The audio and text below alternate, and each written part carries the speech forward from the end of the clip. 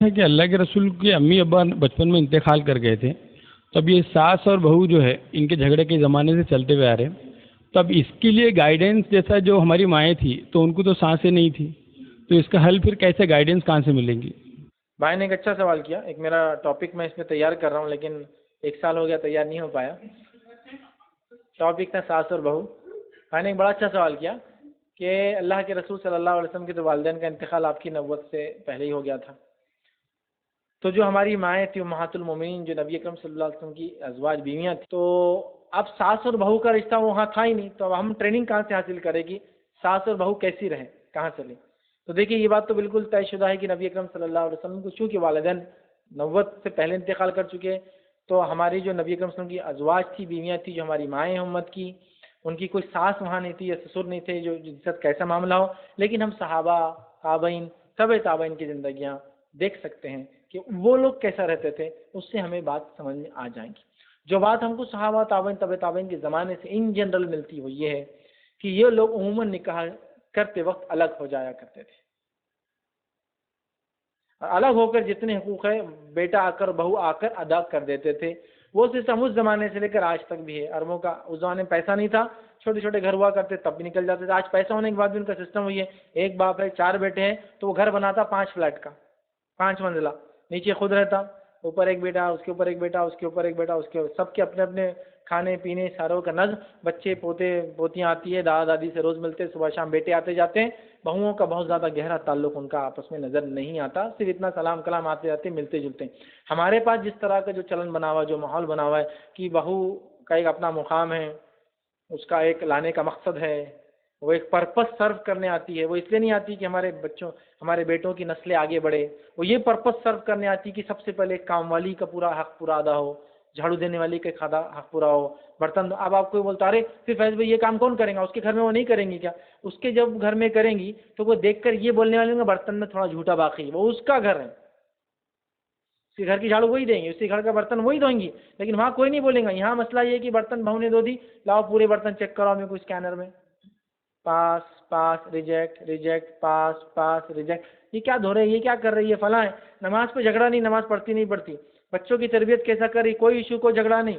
وہ اپنے شوہر کی کتنی اطاعت گزار ہے، اس پہ کوئی ایشو نہیں. اس کے پردے کے معاملے میں آپ ہاتھ نہیں اٹھا سکتے. لیکن برتن اچھا دھونے نہیں دھوتی. کیا مل گئی کہ میرے کو اجاڑ صورت برتن اچھے نہیں دھوتی. کیا مل گئی ماں بہو کچھ نہیں ملی، برتن اچھے نہیں دھوتی. مطلب بیٹا خوش ہے کوئی مسئلہ نہیں، بچے اچھے نکلے کوئی مسئلہ نہیں، گھر اچھا ہے کوئی مسئلہ نہیں، با حیا ہے کوئی مسئلہ نہیں، بے حیا نہیں کوئی مسئلہ نہیں، برتن اچھے نہیں دھوتی. سب سے بڑا مسئلہ لا لی اس نے. اب برتن دھونے والی مل گئی، برتن دھو کر گھر بھی دھو کے چلے گئی، وہ بھی مسئلہ ہے. ایسے بھی ملتے پھر لوگوں کو، وہ بھی مسئلہ ہے. تو ساس کا مسئلہ یہ ہو گیا ہمارے پاس. اس کو ریئل سینس میں لیا جانا تو میں کہتا ہوں انڈین کانٹیکسٹ میں الگ ہی رہو بھائی. اب بہت سارے لوگ بولتے ہیں آپ کیسے فیصلے بولتے الگ رہو. انڈین سیناریو میں سوشیو اکنامیکل کنڈیشن ہمارے ویسے نہیں الگ رہنے جیسے. میں کہتا ہوں صحابہ کے زمانے میں ان کے کون سے سوشیو اکنامیکل کنڈیشن تھے الگ رہنے جیسے. حالانکہ یہ گھر کے اوپر دروازے نہیں تھے. کچھ صحابہ کے گھر پہ پردے تھے، باقی کے پاس دروازے بھی نہیں تھے تو پردہ بھی نہیں تھا. اسی لیے حدیث میں ہے کہ لیفٹ یا رائٹ کھڑے رہو جہاں دکھتا نہیں اندر، چونکہ گھر میں سیدھا دکھتا تھا. تو عورتیں دروازوں کے بازو ادھر ادھر رہتی تھی گھر میں دن بھر. پیسہ نہیں تھا ان کے پاس دروازہ لگانے کو بھی. کچھ لوگوں کے پاس پردے تھے صرف. معلوم آپ کو اتنی غربت تھی. نبی اکرم صلی اللہ علیہ وسلم کے گھر پہ جو دروازہ تھا اس میں اتنی بڑی چیز تھی کہ اندر سیدھا دکھتا تھا، پردہ نہیں تھا اندر سے. اتنا بڑا سوراخ تھا کہ کوئی دیکھے تو سیدھا دکھتا تھا اندر کا. اتنی غربت کا حال تھا. اوپر چھت نہیں ہوا کرتی تھی، وہ کھجور کے وہ ڈالا کرتے تھے بچے. کعبے کی تعمیر کی گئی تھی تو غربت کا یہ حال تھا کہ کچھ نہیں ملا تو ایک جہاز تھا رومی جو آ کے ٹکرایا تھا ساحل سے، اس کے جو تختے نکلے تھے وہ ڈالے تھے شیڈ کے طور پر اوپر کعبے پر. یہ غربت کا حال تھا. سمجھ رہے بات؟ تو ان کے بھی کون سے سوشیو اکنامیکل کنڈیشن تھے مجھے وہ سمجھ میں نہیں آتا. ایکچولی ایشو یہ ہے کہ اگلی نسلوں کو آپ کو اگر تیار کرنا ہے جیسے ان کا حق ہے تو کہیں نہ کہیں ہم کو یہ چیز سمجھنا ہوگی. 2 عورتوں کا مزاج نہیں جمتا. کتنا ایشو آپ نے اور میس کریٹ کر دیا پورے ماحول میں. یہ صرف ساتھ رہنے کے چکر میں ہے تو بالکل بازو، لیکن دل ایک زمین اور آسمان کے اتنے فاصلے پہ ایک دوسرے سے کہ اگر آج ساس مر گئی تو بہو بولیں گی یہ سب سے خوشی کا دن تھا میرے لیے. اللہ مغفرت کرے بڈھی کی، لیکن خوشی کا دن تھا. مطلب برا نہیں کرنا اللہ کا ہے، لیکن آج دن اچھا تھا. اللہ اس کی مغفرت کرے، جلدی اٹھا لیا اس کو تو بہت اچھا ہوا. اللہ مغفرت کرے، ان پہ رحم کرے، جنت میں اعلیٰ مقامات دے، لیکن زندگی میں کو ساتھ مت دے اس کا. بہت ڈینجرس حالات ہم نے ایسے بنا دی. معلوم مطلب آپ پرپس سمجھیے میرج کا. انشاءاللہ تو میں سمجھتا ہوں بہت ساری چیزیں حل ہو جائیں گی. پرپز آف میرج ہے میرے بچے کی نگاہیں نیچی ہو جائے، شرمگاہ کی حفاظت ہو، ہماری نسلیں آگے بڑھے، یہ پرپز تو ہے ہی نہیں. پرپز یہ ہے کہ کام والی نہیں آ رہی برابر، شادی کر دو نا پھر. کپڑے برابر دھل رہے نہیں، شادی کر دو نا پھر. دوسرا گھر بنانا تو کون دیکھیں گا دوسرے کو، شادی کر دو نا پھر. ماں بیمار ہو گئی، شادی کر دو نا پھر. مطلب ایک آپ کو نرس چاہیے، بھائی نرس ہائر کیجیے پے کر کے. یہ شادی نہیں کر سکتے آپ اس کے لیے، اس لیے کہ شادی کا پرپز ختم ہو جا رہا ہے. آئیے واقعہ سناتا ہوں. شادی حالانکہ ایسی نیت سے کی جا سکتی ہے، لیکن اس کے رائٹس دینے کے بعد ایک صحابی آئے، کہا اللہ کے رسول صلی اللہ علیہ وسلم میں نے نکاح طے کر لیا. تو کہا کس سے؟ تو کہا ایک مطلقہ سے، آلریڈی میرڈ، اس کی طلاق ہو گئی. اور تو آپ نے کہا کہ تو کماری سے کیوں نہیں شادی کیا؟ کماری سے شادی کرتا تو اس سے کھیلتا اور وہ تیرے سے کھیلتی. مطلب ظاہر سی بات ہے وہ ینگ ہوتی، جوان، تو بھی جوان ہے، اب تک شادی نہیں ہوئی، کنوارا ہے، اب تم ایک پہلے سے کرتے ہو ظاہر سی بات اس کے اثرات الگ ہوں گے، کنواری کے الگ ہوں گے. تو کہ اللہ کے رسول میری بہنیں ہیں، میری والدہ کا انتقال ہو گیا، اگر میں کنواری لاؤں گا تو اس کو تکلیف ہوں گی، کنواری عورت بچیوں کو نہیں سنبھال پائیں. لیکن چونکہ یہ مطلقہ ہے، اس کو پورے گھر بار میں رہنے کا سارا سسٹم معلوم ہے، یہ میری بہنوں کو تھوڑی دیکھ بھال کر لیں گی. تو حدیث میں بالکل ملتا ہے کہ کسی ایسے نیت سے لایا جا سکتا ہے. لیکن کیا وہ صحابی نے اس کی شادی کے حق نہیں دیے؟ کیا اس کو لانے کے بعد یہ بولا تیرے سے اس لیے لایا تھا کہ شادی خدمت کراؤں گا زندگی بھر تو اب یہی کرتی رہے؟ انہوں نے شادی کی تھی ایک نیت سے کہ کنواری سے کرنے سے کیا ہوں گا، اس کے لیے بوجھ ہو جائیں گے میری 3 مہینے یا ان کی 2-3 مہینے تھی. لیکن اگر مطلقہ سے کروں گا جو آلریڈی ایک مرد کو جانتی ہے، اس کو وہ ایشوز نہیں آئیں گے جو شروعاتی دور میں ایک نئی عورت کو آتے، نئی لڑکی کو. تو وہ سوچ ہو سکتی ہے، لیکن انہوں نے رائٹس نہیں دیا. ایسا نہیں بول سکتے آپ کہ لا کے بولے آپ میں نے ان کے لایا چل خدمت کر، میں نے شادی کیا میری ماں کی وجہ سے چل خدمت کر، یہ نہیں تھا. تو یہاں ایک بہت بڑا مسئلہ ہے. آپ یہ بالکل کر سکتے ہیں کہ آپ کی والدہ بیمار ہے تو آپ شادی کر لیتا ہے گھر میں، اس میں کوئی حرج نہیں. لیکن آپ نے کام والی نہیں لائی، بیوی لائی جو ساتھ میں کام بھی کرتی ہے. آپ کے گھر میں کپڑے دھونے کے لیے مسئلہ ہو رہا تھا، آپ نے سوچا شادی کرنے سے مسئلہ ہو گا چونکہ میری بیوی کپڑے دھو لیں گی، عورتیں عموماً نہیں کام کرتی ہیں. آپ نے کپڑے دھونے والی نہیں لائی، بیوی لائی جو ساتھ میں کپڑے بھی آپ کے دھوتی ہے، اس کا احسان ہے نا، شکریہ ادا کیجیے، کام کر رہی ہے. آپ گھر میں صفائی بھی وہ کریں گے. لیکن ہمارے پاس کیا ہے، لڑکے کا پرپز ہے اپنی شہوت پہ قابو لانا، نسلوں کو آگے بڑھانا، ٹھیک ہے، کنٹرول کرنا. گھر والوں کی خواہش ہے خاص طور سے عورت کی جو ساس ہے کام والی لانا. اب دونوں کا دیکھیے کتنا بڑا ڈفرنس ہے. یہ سمجھیے افیئر نہیں کر رہا ہے، برے کام نہیں کر رہا، تو چاہتا ہے شادی ہو جائے. اب یہ بول رہے کہ اچھی کام والی آ جائے. دونوں کی نیتیں خطرناک. جھگڑا پہلے دن سے شروع. بہو اٹھی 8 دن ہو گئے، کام ہی نہیں کرے ماں، انہوں نے 8 دن میں نماز چھوڑی کہ 8 دن میں نہیں، ماشاء اللہ نماز 8 دن میں ایسا کوئی کام کی جو بے حیائی کا یا غیر شرعی تھا نہیں، اس پہ کوئی ڈسکشن نہیں ہے. 8 دن ہو گئے کام نہیں کرے. شروعات جھگڑا کام سے، ختمہ ہو رہا کام سے. بہت اچھی بہو ہے، کیوں اچھی ہے؟ پوچھے کسی ساتھ سے کیوں اچھی ہے؟ کیا کام کرتی، فر فر فر فر فر. ارے نمازیں وہ سب کرتی نا، روزے وہ سب رکھتی ہو، تو اس کے شوہر کرتے ہو سب. یہ تعریف کیوں نہیں ہے کہ کیا بہو ہے ماشاءاللہ، پردہ تو ایسا پردہ کہ آج اتنے سال ہو گئے بے پردہ نہیں تھی. میری بہو ایسی ہے کہ نماز نہیں چھوڑتی ہے، میری بہو یہ کہ روزے میں ہے. لیکن جب بھی عورتیں ملیں گی کیسی ہے تمہاری بہو، مطلب کیسا کام کر رہی تمہاری بہو؟ کچھ نہیں کرتی، گھوڑی بیٹھی رہتی، ہاں فلاں نہیں کرتی. ارے اچھا تمہاری بہو کیسی ہے؟ ارے میری تو ایسی ہے، سر چڑھ گئی، یہ ہوگی فلاں. تو ڈسکشنز کام، شادی کا مقصد کام، شادی کی بات کام کام کام اور کام. ایکچولی لڑکے کو ملی بیوی جس سے اپنی جسمانی تسکین کر رہا ہے، اولاد کا سوچ رہا ہے، اور یہاں ساس کا صرف کام اور کام اور کام اور کام اور کام. سب سے میٹر جتنے بھی جھگڑے ہندوستان میں صرف کام کے ایشو پر ہے. عرب میں آپ کو نہیں ملیں گے. علماء سے پوچھا کہ عورت کتنا کام کرے، کیا اس کے لیے واجب ہے؟ وہ کہتے ہیں اتنا کام کرے جتنے اس کے ماحول میں معروف ہے، عرفیت ہے، جو چلن ہے، مطلب جس سوسائٹی میں رہتی ہے اس میں جو چلن ہے. سمجھ رہا؟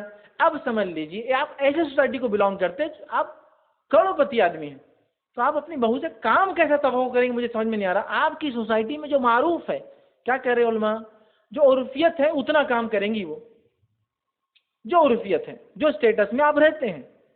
تو اب ایک کروڑ پتی کی بیوی، عرفیت کیا ہوں گی اس کی؟ کتنا کام کرتے اس سماج میں عورتیں؟ کچھ نہیں کرتے، سوفسٹیکیٹڈ لائف جیتے. تو بہو بھی ویسی جئیں گی نا. نہیں کام کرنا فلاں ہے. یقیناً میں بار بار اپنے لیکچرز میں بات کہتا ہوں، لوگوں کا دل جیتنے کا سب سے اچھا طریقہ کیا ہے معلوم آپ کو؟ میں کہتا ہوں لوگوں کے غلام بن جاؤ، لوگ تمہارے غلام بن جائیں گے. میں بار بار کوٹ کرتا ہوں کہ عورتیں غلام بن جائے اپنے گھر میں وہ دیکھیے مالک بن جاتی ہے خود بخود اس گھر کی. یہ بات تو اپنی جگہ ہے, کام کرنے والے لوگ پسند کرتے ہیں, لیکن ایشو یہ ہے کہ صرف کام اور صرف کام اور صرف کام اور صرف کام, تعریف بھی کام پہ, برائی بھی کام پہ, جھگڑا بھی کام پہ, طلاق بھی کام پہ, نکاح بھی کام پہ. آپ نے ایکچولی نکاح کو میس کر دیا, اس کا مقصد بھول گئے. نتیجہ یہ ہو رہا ہے کہ پھر بہو آئی تو کام کرنے والی آئی. یہ سوچ چھوڑ دیجئے. بہو آ گئی, آپ کے بیٹا برائی کی طرف نہیں جا رہا, الحمدللہ. بہو آ گئی, آپ کی نسل آگے چلیں گی, الحمدللہ. بہو آ گئی, گھر میں پوتے اور پوتیاں آئیں گی, الحمدللہ. بہو آ گئی تو نمازی, پہلے 2 تھے, مطلب باپ تھا, بیٹا تھا, اب 3 ہو گئے, 4 ہو گئے, ماشاءاللہ. اللہ کی عبادت کرنے والے ہمارے گھر میں بڑے, اس کے بچے نمازی بنیں گے, وہ ہمارے لیے خوشی کی بات ہے. کام میں کبھی کبھار سستی کرتی, لیکن اس کے لیے تھوڑی لائی گئی وہ. یہ ہوں گا پھر ایک دل بڑا کر کے, اور اس سے پھر چھوٹے چھوٹے چیزوں پر ایشوز کریٹ ورنہ میس کریٹ ہوتا ہے. اور آدمی کا حال یہ ہو جاتا ہے, وہ بحران ہو جاتا ہے. کسی نے ایک بڑی اچھی تصویر بنائی تھی, 2 بسیں چل رہی ہیں, ایک طرف آدمی کا ایک پیر ادھر باندھا ہو, دوسری طرف ادھر باندھا ہو, ایک پہ لکھا مدر, ایک پہ لکھا وائف, اور دونوں بسیں الگ الگ ڈائریکشن میں جا رہی. یہی حال ہے مرد کا, جو شادی ہو گئی نہیں, یہ حال ہے. 2 بسیں ہیں, دونوں میں پیر باندھا ہو اس کو, ایک پہ ماں اور ایک پہ, دونوں الگ جاتی. اب کرے تو کیا کرے؟ عقل مندی کا تقاضا ہے, کوئی تو سمجھے بات کو. آنے والی یہ سمجھے کہ اس کو لایا گیا, ٹھیک ہے, اور وہ حق ادا کرے آ کر اس گھر کا. جس نے لایا وہ یہ سمجھے کہ ہم نے کسی کو اپنے پاس لایا, ہم حق ادا کرے اس کا. یہ نہیں کہ ہم نے لائے, کام کی وجہ سے لائے, تم کام کرنا تھا, فلاں تھا, ہم تو یہ سوچ کے لائے. یہ سوچ ہی کیوں آپ رکھ رہے ہیں؟ تو بہت سارے گھروں میں جھگڑے کام کی وجہ سے ہوتے ہیں.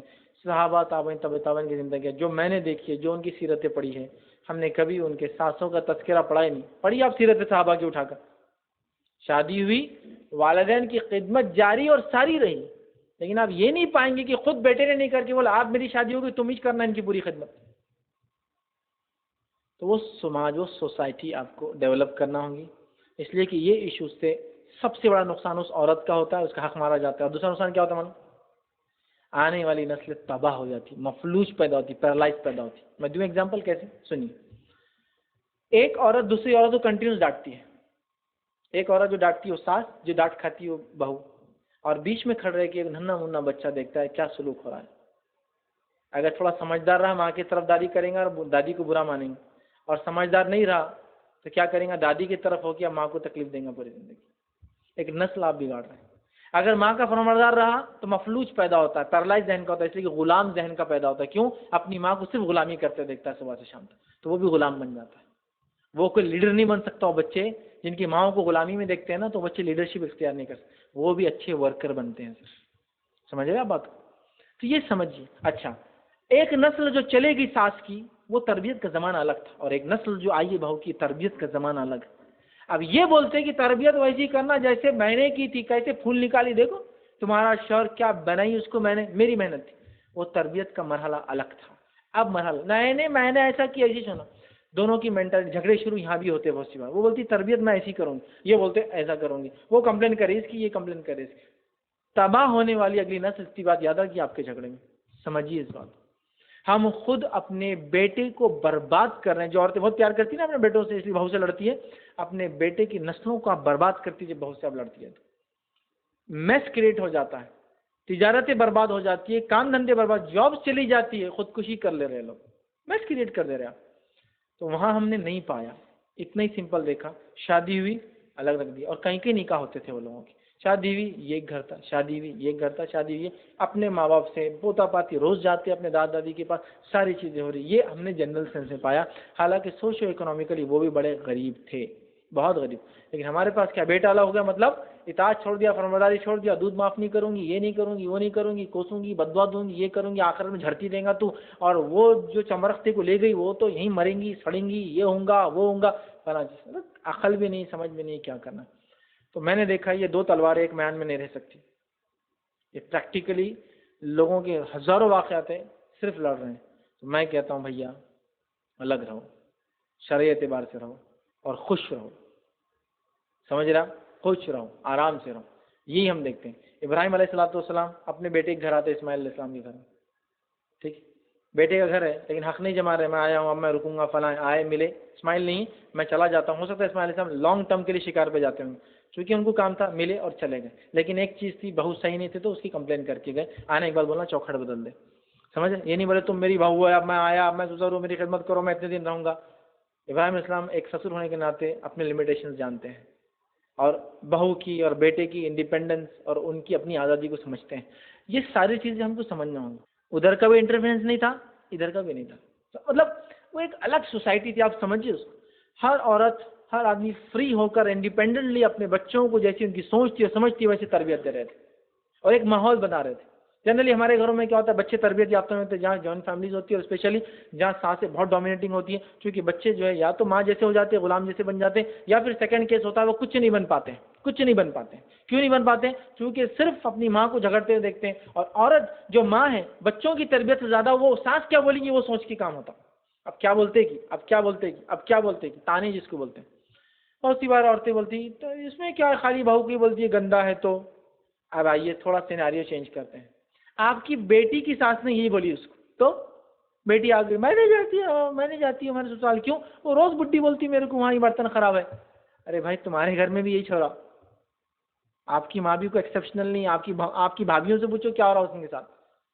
تو اپنی بیٹی کتنی بری ساس ہے جی میری بیٹی کی, پورے برتن ایک ایک گھور گھور کے دیکھتی, چیک کرتی, بولتی خراب ہے. میں تو بہت صاف دل کی ہے, میں تو اس لیے کہ کھانے میں خراب چیز نہیں جانا بول کے میں دیکھتی اپنی بہو کو جو بولتی ہے نا. تو وہ بھی بیچاری ہائیجین والی ہے, اس کو بھی یہی فکر ہے کہ اپنے بیٹے اور بہو کو خراب چیز نہیں جانا, تو اس کا کیوں برا لگتا. ڈیفینیشن اتنے اچھے ہیں نا, نہیں ادھر کرے تو ایسا ہو سکتا, لیکن ادھر جو اس نے کرے نا وہ ظلم ہے, وہ کپڑوں کو دھلا ظلم کر رہے. لیکن میں کیوں دھلاتی, باہر کی عورت آئیں گی گندی ہوں گی, ایسی ہوں گی ویسی ہوں گی, اپنے بچے اپنے پوتا پاتی اچھے اپنے ہاتھ کے دھلے ہوئے کپڑے پہننا. تو وہ ساس بھی تو یہ سوچ رہی نا کہ آپ کی بیٹی سے صاف ستھرے کپڑے دھلائے تاکہ اس کے پوتا پاتی بچے. وہ ظلم ہے اور یہ ترقی ہے. مطلب ڈبل اسٹینڈرڈ بھی سمجھ میں نہیں آتے مجھے. اگر ایک ہی اسٹینڈرڈ رہنا تو بھی سمجھ میں آتا.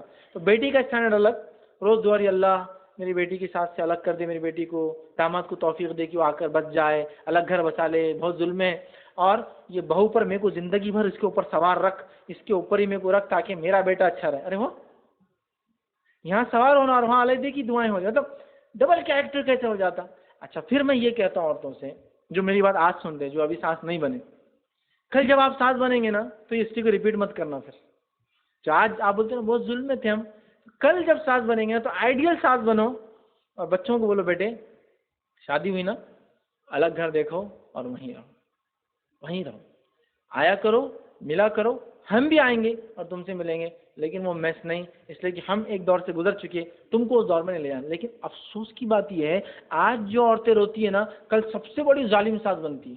اور ترا کیا رہتا, ہماری ساس تو ایسا کرتی تھی, میں تو بہت اچھی ہوں. ارے واہ, مطلب ایک آدمی 100 گناہ کر رہا تھا ظلم کرے کسی پر, تو آپ کیا بول رہے ہیں میں تو 20 ہی ظلم کر رہی نا, گناہ کر رہی, کتنی اچھی سانس ہے. میں تو بولنا 80% تم تھوڑے لو کیٹیگری کی, مطلب انٹینسٹی کم ہے تمہاری, تو بہت اچھے ہے تم. یہ حال ہے.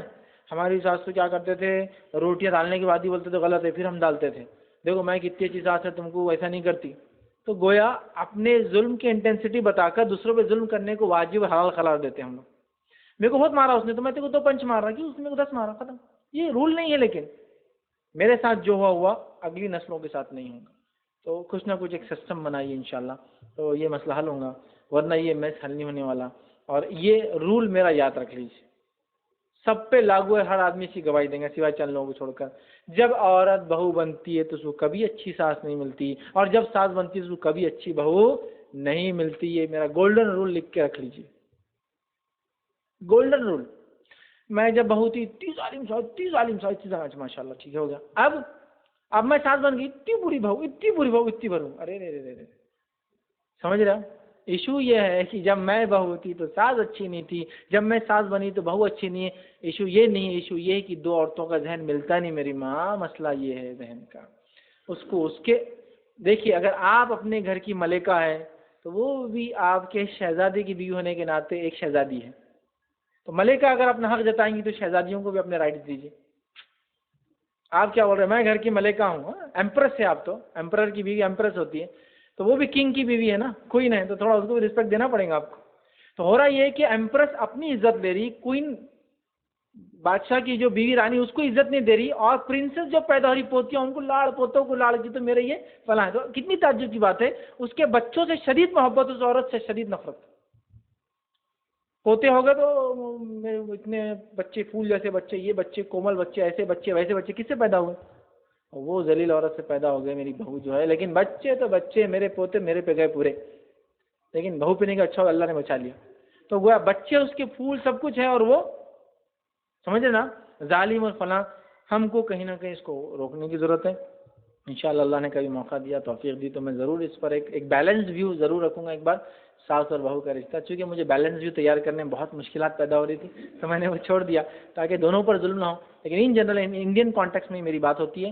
میں ملکوں کے اعتبار سے نہیں بات کرتا ہوں. US UK میں ساس بہو کا رشتہ بہت مختلف ہے. وہاں داماد اور ساس کے جھگڑے ہوتے ہیں, وہاں بہو کے نہیں ہوتے ہیں. مانو داماد سے چلتی رہتی, ساس کچھ تو بولتی ہے اور داماد جھگڑے کرتا ہوں ان سے.